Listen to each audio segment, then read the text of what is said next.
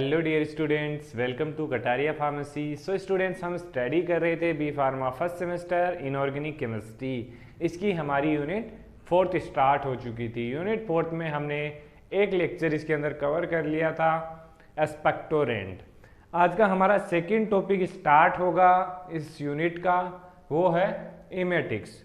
तो जानेंगे आज के इस लेक्चर में इमेटिक्स के बारे में। इमेटिक्स क्या होता है, क्या इसकी डेफिनेशन होती है, क्या इसका यूज हो जाता है और क्या इसके एग्जाम्पल है जो हमारे सिलेबस में दे रखे हैं। तो वीडियो को एंड तक देखना, जिससे ये टॉपिक भी आपका कवर हो जाए। और अगर आपने अभी तक हमारे चैनल को सब्सक्राइब नहीं किया है तो सब्सक्राइब जरूर कर लीजिए। तो स्टार्ट करते हैं। इमेटिक्स, सबसे पहले इसकी डेफिनेशन हम जान लेते हैं हिंदी में, थ्योरी बाद में देखेंगे। इमेटिक्स ऐसे एजेंट हैं जो वोमिटिंग को इंड्यूस करवाते हैं। इसका मतलब क्या है कि आपको वोमिटिंग नॉर्मल कंडीशन है, लेकिन आपको ऐसी कंडीशन आ गई है कि उसमें आपको वोमिटिंग की आवश्यकता है, मतलब वोमिट हो आपको। तो उस कंडीशन में ऐसे एजेंट्स यूज किए जाते हैं जिनकी हेल्प से आप इजीली वोमिट कर सकते हैं। अब ऐसी कंडीशन कब आती है, जैसे अगर कोई भी केस हो पॉइजनिंग का, पॉइजनिंग में पॉइजन इंटेक कर लिया, तो उस कंडीशन में ये टेबलेट्स, ये मेडिसिन दी जाती हैं जिससे वो जो पॉइजन है स्टोमक एम्प्टी हो जाएगा, मतलब वोमिटिंग के थ्रू बाहर आ जाएगा जो भी मटेरियल आपने इंटेक किया है। तो उसके लिए इमेटिक्स का बेसिकली यूज किया जाता है। तो आई होप डेफिनेशन क्लियर हो गई आपको कि एक्चुअली इमेटिक्स होता क्या है। तो देखिए इसमें, an emetics is a drug which induce vomiting. Induce vomiting मतलब वोमिटिंग कराना, वोमिटिंग करवाएगी, ऐसी ड्रग्स है। Emetics act either directing by stimulation. अब क्या प्रोसेस होती है, क्या मैकेनिज्म ऑफ एक्शन होता है इसका, कि हमारे क्या होता है, मेडुला ऑब्लांगेटा में एक सेंटर होता है, chemo receptor trigger zone. Chemo receptor trigger zone होता है जिसको क्या करेगी, ये ड्रग हमारी स्टिमुलेट करेगी। उसके बाद ये वोमिटिंग की प्रोसेस स्टार्ट होगी।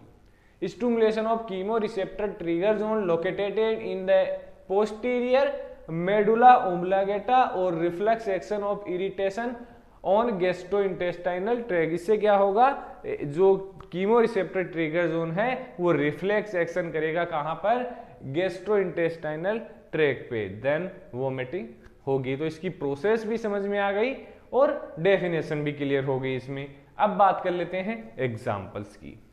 इनऑर्गेनिक कंपाउंड्स हैं जो बेसिकली यूज किए जाते हैं as emetics: copper sulphate, sodium chloride, zinc sulphate and antimony potassium tartrate.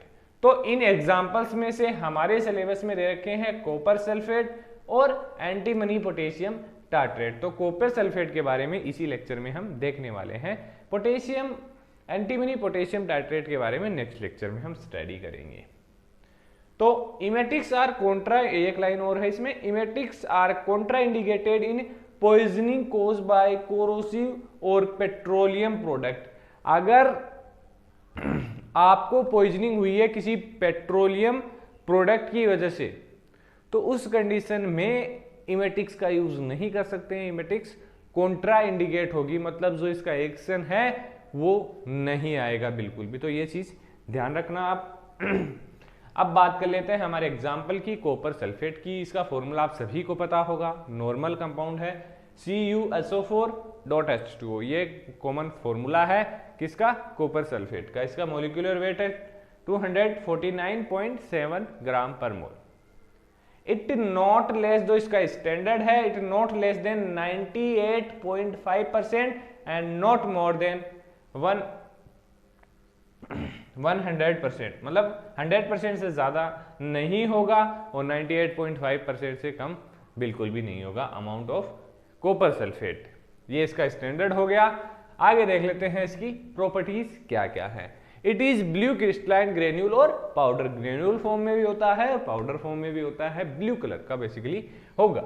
Soluble in water and insoluble in alcohol, ये इसकी प्रॉपर्टीज है। एसिडिक इन नेचर ये होगा हमारा कॉपर सल्फेट। बात कर लेते हैं इसकी प्रिपरेशन की, कैसे इसको प्रिपेयर कर सकते हैं। It is obtained by treating granulated copper in presence of air with sulphuric acid. मतलब हमारा ग्रेन्युलेटेड कॉपर एयर की प्रेजेंस में सल्फ्यूरिक एसिड से रिएक्ट करके क्या बनाएगा, कॉपर सल्फेट। तो यही रिएक्शन इन्वॉल्व है इसके अंदर। कॉपर रिएक्ट करेगा H2SO4 से तो बनाएगा हमारा कॉपर सल्फेट डॉट H2O। तो ये प्रिपरेशन हो गया। असे वगैरह हम इस यहाँ पर नहीं देखेंगे, नोट्स में आपको कंप्लीट मिल जाएगा, क्योंकि कोई मतलब नहीं है, यहाँ समझ में नहीं आएगा, वो आपको देखना पड़ेगा, उसको एक दो बार रीड करना पड़ेगा तो इजीली समझ में आएगा आपको। बात कर लेते हैं यूजेज ऑफ कॉपर सल्फेट। तो फर्स्ट यूज हो गया एज इमेटिंग एजेंट, इसका यूज किया जाता है वोमिटिंग को इंड्यूस कराने के लिए। It is use as emetic agent. इसके अलावा it is use in the treatment of phosphorus poisoning. Main जो इसका रोल है वो है फॉस्फोरस पॉइजनिंग में, एज ए एंटीडोट काम करता है। मतलब एंटीडोट का मतलब होता है कि कोई भी पॉइजन है उसके अगेंस्ट में काम करता है। It is also find use externally at astringent और फंगीसाइड के रूप में भी कॉपर सल्फेट को यूज किया जाता है। मतलब इमेटिक एजेंट के साथ साथ इसको एस्ट्रीजेंट और फंगीसाइड के रूप में भी यूज किया जाता है। तो आज का लेक्चर यहीं कंप्लीट करेंगे। आई होप इमेटिक्स की डेफिनेशन आपको क्लियर हो गई है। डेफिनेशन जरूर याद रखना है, आप एग्जाम में पूछी जाती है डेफिनेशन। तो मिलते हैं नेक्स्ट वीडियो में।